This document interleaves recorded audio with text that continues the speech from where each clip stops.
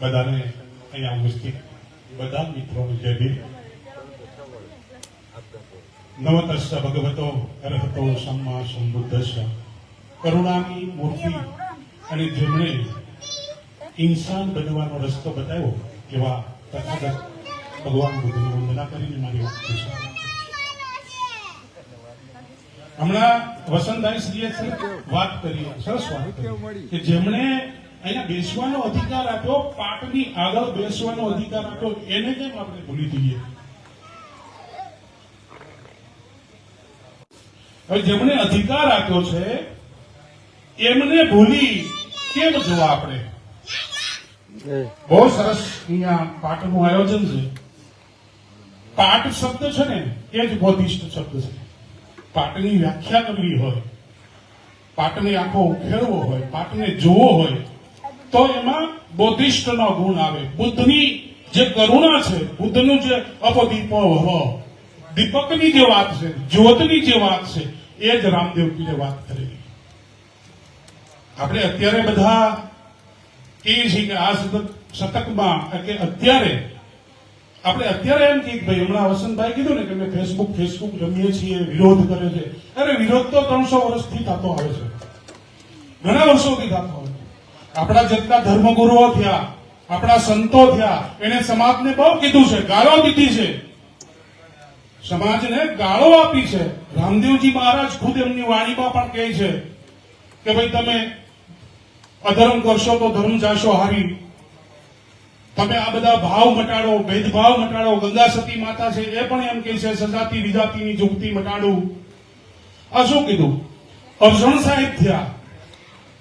અર્જણ સાહેબની એક વાણીમાં કહે કે દેખા હે તો કઈ બતાવો મોતી કેસા રંગા, ગુણ ગુરુ ને સિપા સેગા, દિવસે નહીં પગડંડા, અગમ બાખે તો આ ગમ નથી નરને, આપ વખાણે અંધા.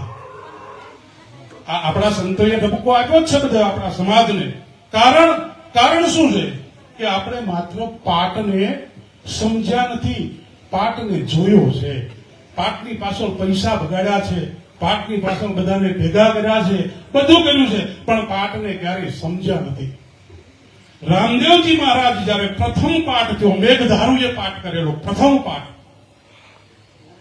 અને એ પ્રથમ પાઠ મેઘધારુએ કર્યો ત્યારે રામદેવજી મહારાજ કોટવાળ હતા. જયારે જસલ તોરલ, રૂપાદેવ બાગદેવ, હિમડો કોટવાળ આ બધા પાટે પધાર્યા હતા અને રામદેવજી મહારાજ કોટવાળ થયા હતા. હવે આ રામદેવજી મહારાજની વાત કરવી હોય, પાટની વાત કરવી હોય તો રામદેવજી મહારાજ મૂળ મેઘવાળ છે. આ બધી ખબર છે કોઈને? આપણે અજમલના કુંવર કહીએ છીએ બધા. અજમલની સાથે એને કોઈ સંબંધ નથી, કોઈ સંબંધ નથી. જેને આપણે હરજી ભાટી તરીકે આમ ઘોડા પાછળ ઝંડો લઈને ઉભા રહ્યા, એ હરજી ભાટીને રામદેવજીને બેયને એનો જે જીવનકાળ છે ને એ 271 વર્ષનો ફરક છે. 1515 રામદેવજી મહારાજ થયા અને 1701 હરજી ભાટી થયા. હારે ક્યાંથી હોય? આપણે ક્યારેય જોયું નથી, આપણે ક્યારેય જાણ્યું નથી, આપણે ઇતિહાસને જાણ્યો નથી, આપણે ધર્મને જાણ્યો નથી. એટલે આપણો દાદો મેકરણ કે જીવડા પકડવાની જાળું લઈને માણસ માછલાને મારે, આ કાગળની નાવમાં કિનારો નહીં આવે, પોતે ગુડે બીજાને ગુડાડે. આ ગરવા ઉભા છે બહુ સાગરને આરે, સ્વર્ગની સીડીઓ કાંધે લઈને ગરાક ગોતે બજારે. અત્યારે આપણે જોઈએ ને બધા ગરાક ગોતે, આવો શિષ્ય બનવા. શિષ્ય બન્યા પછી આપણે ક્યારેય પૂછ્યું નથી કે ભાઈ મૂળ તત્વની વાત શું, મૂળ તત્વ શું છે, હું કોણ છું.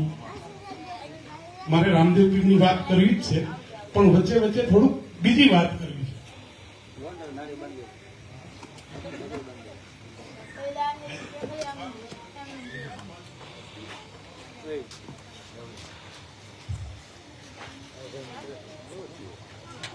એ જ વાત કરવી છે, પણ જે જાગૃતતાની વાત છે, આપણા સંતોએ બધાએ જાગૃત કરવાની જ વાત કરી છે. હમણાં ભાઈ ભજન બોલ્યા, એમાં ક્યાંય એવું કીધું હોય તો કયો કે અગરબત્તી કરજો, ધૂપ કરજો, જાત્રા કરજો, પાઠ ફલાણું કરજો, પૂજા કરજો, ક્યાંય કીધું ભજનમાં આપણા સંતોએ નથી કીધું. સ્વને જાણવાની વાત કરી. પોતાને જાણવાની વાત કરી. એમ બુદ્ધે પણ અપો દીપો ભવ, પોતાને જાણવાની જ વાત કરી. તું તારો પ્રકાશ બન. ગુરુ અને શિષ્યની વાત જ્યારે દાદા જીવનને ખબર પડી કે મારે કંઈક જાણવું છે, ત્યારે એ ભીમ સાહેબ પાસે ગયા હતા અને ભીમ સાહેબને પૂછ્યું હતું કે આખી દુનિયા મને જીવન જીવન જીવન જીવન કહે છે, આમાં જીવન છે કોણ બાપા? એટલું બતાવી દો એટલે બધું રહી ગયું. આપણે ક્યારેય આપણા ગુરુને પૂછ્યું નથી કે ભાઈ હું કોણ છું. આપણે તો ગુરુ મહારાજ આવે, પૂજા આરતી પાઠ બધું કરીને દક્ષિણા 5 રૂપિયા 50 રૂપિયા 100 રૂપિયા આપી દો એટલે જય ભગવાન. તો રામદેવજી મહારાજ એની વાત કરીએ આપણે થોડીક. આમાં ઘણાને ખબર નહીં હોય પણ 1935 પહેલી વખત કેસ થયો હતો જોધપુર હાઈકોર્ટમાં. અને એક કેસ ગુરુપ્રકાશ સાહેબ કરીને જોધપુરના આપણા સમાજના એક સાધુ હતા એને કરેલો કે ભાઈ રામદેવજી છે એ અજમલના પુત્ર નથી, તુવર નથી, મેઘવાળ છે. અને 123 પુરાવા હાઈકોર્ટમાં આપ્યા હતા. એ કેસ હાલતા 1982 ચુકાદો આવ્યો. 1982 અને 82 ખબર પડી કે રામદેવજી મહારાજના પિતાનું નામ શાયર મેઘવાળ હતું. શાયર મેઘવાળ અને એમની માતા મંગલી દેવી. અને એ બંને જ્યારે પૃથ્વીરાજ ચૌહાણ 1400ની શતકમાં જ્યારે દિલ્હી ઉપર મોહમ્મદ બેગડાએ લડાઈ કરી અને જ્યારે પૃથ્વીરાજ ચૌહાણ એના વંશજો જયપાલસિંહ અને જયપાલના દીકરા અજમલસિંહ, રઘુસિંહ, આવા જે 3 સિંહ હતા એ ત્યાંથી ભાગી અને રાજસ્થાનમાં જતા રહ્યા છુપાવવા માટે. આ મુસ્લિમ શાસકથી છુપાવવા માટે થઈને યુદ્ધ થયું ત્યારે. અને ત્યાં પોખરણની બાજુમાં અંડો કાશ્મીર છે, ત્યાં પોતે વસવાટ કર્યો. અને ત્યાં વસવાટ કર્યા પછી એમના લગ્ન થયા અજમલજીના. એટલે એમની સાથે જ્યારે કરિયાવરમાં ગાવો અને ભેંસો આપવામાં આવી ત્યારે એને સારવા માટે થઈને આપણો મેઘવાળ આવેલો, શાયર મેઘવાળ. અને એ શાયર મેઘવાળના મેરેજ થયા, લગ્ન થયેલા. એટલે એમની સાથે એમના પત્ની મંગલી દેવી, આ બંને અંડુ કાશ્મીરમાં રહેતા હતા. જે રાજ દરબાર હતો એના ગઢની સામે. અને ત્યાં એક ઝૂંપડું કરી અને ભેંસોના અને ગાવોના તબેલામાં રહેતા હતા. થોડાક દિવસો નહોતો એટલે એમણે કીધું શાયરને કે તું મારો ગુલામ છો, મતલબ મારો નોકર છો, તું મારો સાકર છો અને તારે ના જે બાળક જન્યું એ મને આપી દે એટલે હું એની પરવરિશ કરીશ. એટલે આપણી સમાજ તો પહેલાથી ભોળી. એને કીધું કાંઈ વાંધો નહીં બાપુ, રાજમાં જતો હોય રાજમાં લઈ જતા હોય તો અમને કશો વાંધો છે નહીં, અમે તમને આપવા તૈયાર છીએ. પણ મંગની દેવી છે એ ક્યારેય હા ના પાડી કે મારું પેટ છે, મારો દીકરો છે, હું ના આપું. એ ઘણું એની પર ટોર્ચર થયું. બહુ લાંબી કહાની છે પણ ટૂંકમાં વાત કરું. એટલે એ અજમલજી રાતોરાત એ બાળકને લઈને રાજ દરબારમાં લઈને એક પારણિયામાં સુવડાવી દે અને આખું એક સ્ટન્ટ ઉભું કરે. કંકુના પગલા પાડે, ઉપરથી દેહ ઉતારી. રામદેવજી 7-8 વર્ષના થયા, 2-3 વર્ષના થયા એટલે આ શાયર મેઘવાળને ત્યાં એક દીકરીનો જન્મ થાય જેમનું નામ હતું ડાળુભાઈ. હવે એ દીકરીને સાચવે રામદેવજી આમ રખડે એટલે પેલા એમની માને ખબર પડે કે ગમે એમ તો રાજનો કુંવર છે પણ દીકરો તો મારો છે, મારું લોહી છે. અને મિત્રો જેટલા ભણેલા ગણેલા છો એમને આ ઇતિહાસ કહું. કુસુમબેન મેઘવાળે લખ્યું છે એમના બુકમાં, બાબા રામદેવ, મેઘવાળ બાબા રામદેવ, ક્રાંતિકારી બાબા રામદેવ. અને એ જે કેસ હાલ્યો તો આ જો ગુરુપ્રકાશ સાહેબ, રામપ્રકાશ સાહેબ છે એમના આશ્રમમાં હું ગયો છું. એમના 3 પુસ્તકો છે જે હજી બહાર નથી આવ્યા પણ એમને જે હસ્તપ્રત લખી છે, રામદેવ ઢોલમાં પોલ, રામદેવ શબ્દયોગ અને સિદ્ધ રામદેવ, સિદ્ધ 84 સિદ્ધ રામદેવ. આ 3 પુસ્તકો હાથે લખેલા મેં વાંચ્યા છે એટલે હું વાત કરું. અને એનો પુરાવો પછી આ કુસુમબેન મેઘવાળ પણ લખ્યું છે. હવે આ રામદેવજી મહારાજ છે ધીમે ધીમે નાના મોટા થતા હતા.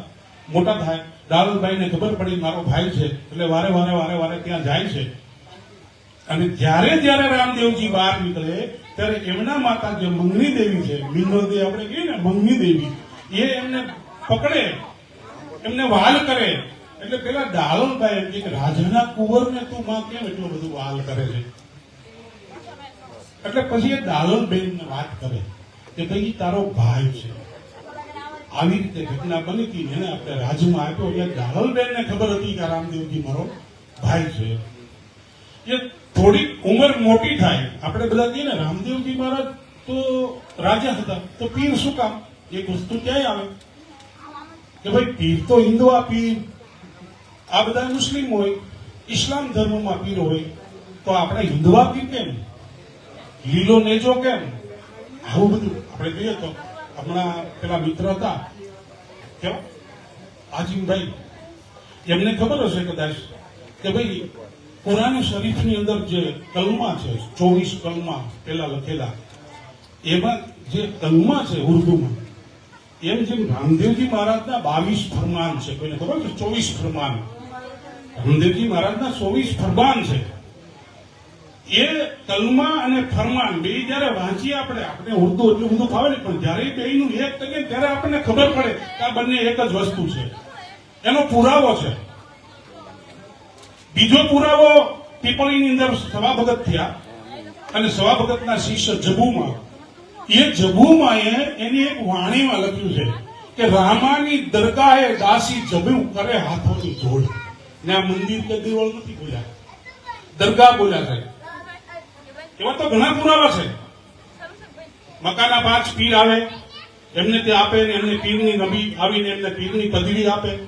પણ એ જયારે વસ્તુ બની ત્યારે આપણા ધર્મના ધર્મગુરુ દાદો ઉગમસિંહ થયા. કોઈને ખબર હોય? દાદો ઉગમસિંહ. એ ઉગમસિંહ સાહેબને જયારે ખબર પડી, એમને ખબર પડી કે રામદેવજીએ ઇસ્લામ ધર્મ સ્વીકાર્યો છે, ત્યારે એ રામદેવજીને પૂછે કે ભાઈ તે ઇસ્લામ કેમ સ્વીકાર્યો? તો એને કીધું હતું ભાઈ મને આ જાતિ જ્ઞાતિનો ભેદ નડે છે, અને આ વસ્તુ મને યોગ્ય નથી. અને ત્યારે એ ભેદ જે હતો એ ભેદ આ બાપાએ ઉકેલ્યો, ઉગમસિંહ બાપાએ.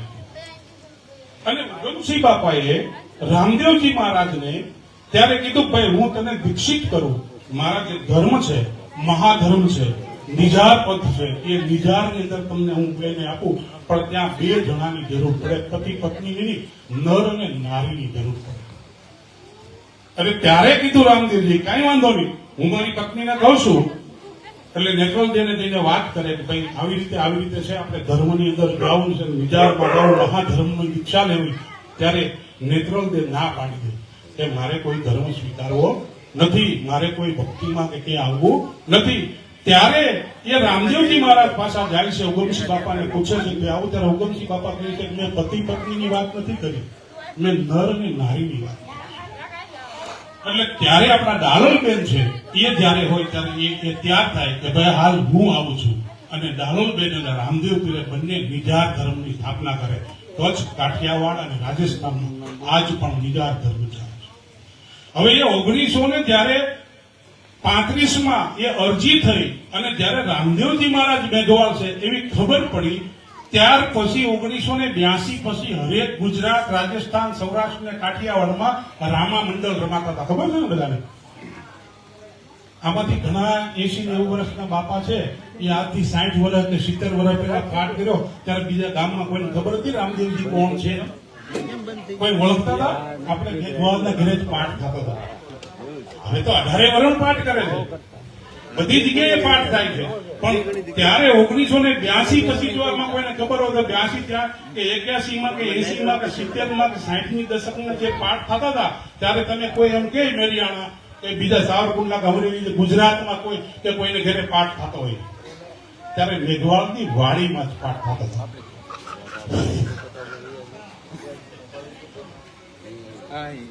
હવે એ શું કામ આખ્યાન શરૂઆત શું કામ કરી હતી? એ જયારે રણુજામાં હાઈકોર્ટમાં 1982માં જયારે સુકાદો આવ્યો, અને જયારે કીધું કે રામદેવજી મેઘવાળ છે, એટલે એની જાહેરાત માટે ગામડે ગામડે અખ્યાન ચાલુ કર્યા કે અજમલના કુંવર પાટે પધારો ને આવો, તમને અજમલનું પાત્ર લેતા. શું કામ? તમારા મગજમાં ભરવા માટે, તમને ઓલી વાત ભૂલાવવા માટે કે ભાઈ રામદેવજી મેઘવાળ છે એ ભૂલવા માટે ધીમે અખ્યાન ચાલુ કર્યા હતા. આજે પણ કોઈ પણ જાઓ રણુજામાં રામદેવ પીરની કબર છે, કબર અને કબરની પાછળ 3 કલમા લખેલા છે. કોઈ કહેતા હોય તો ત્યાં મૂર્તિ છે, નથી, કોઈ વસ્તુ નથી. કબર છે. રાજસ્થાનની જે પોખરણ ગઢવી છે, રામદેવ પીરનું જે મંદિર છે એ શમશાન છે. શું છે? શમશાન છે. ને શમશાનની ઉપર મંદિર થયું. પેલા જયારે આજથી 82 પહેલા જયારે કોઈ આમાંથી રણોજવા ગયા હોય તો ખબર છે, પેલા ડાલબાઈનું મંદિર આવતું, પછી રામાપીરનું મંદિર આવતું. અત્યારે કોઈ જાઓ તો પેલા રામદેવ પીરનું મંદિર આવે ને પછી ડાલબાઈનો જમા જાગરણ આવે. તો આ આપણને ગુમરાહ કરવાની વાતો છે. આપણે રામદેવ પીરને, હું તો કઉ છું, આમાંથી કોઈ ઓળખતા જ નથી. આપણે તો રામાપીરના ઘોડા માથે બેઠેલો જોયો છે, રામાપીરના હાથમાં ભાલો જોયો છે, રામાપીરની પાસે લીલી ધજા હોય છે. એ જ રામદેવ પીરનું આની ઉપર ઇનામ છે 1 લાખ રૂપિયાનું. આ કોઈ સાબિત કરી દે કે રામદેવજી આવો હતો. કુસુમબેન વેદવાળે 1 લાખનું ઇનામ રાખેલું છે કે આ ફોટો છે ને એવો કોઈ સાબિત કરી દે મને જૂનો કે રામોપીરા હતા એમ.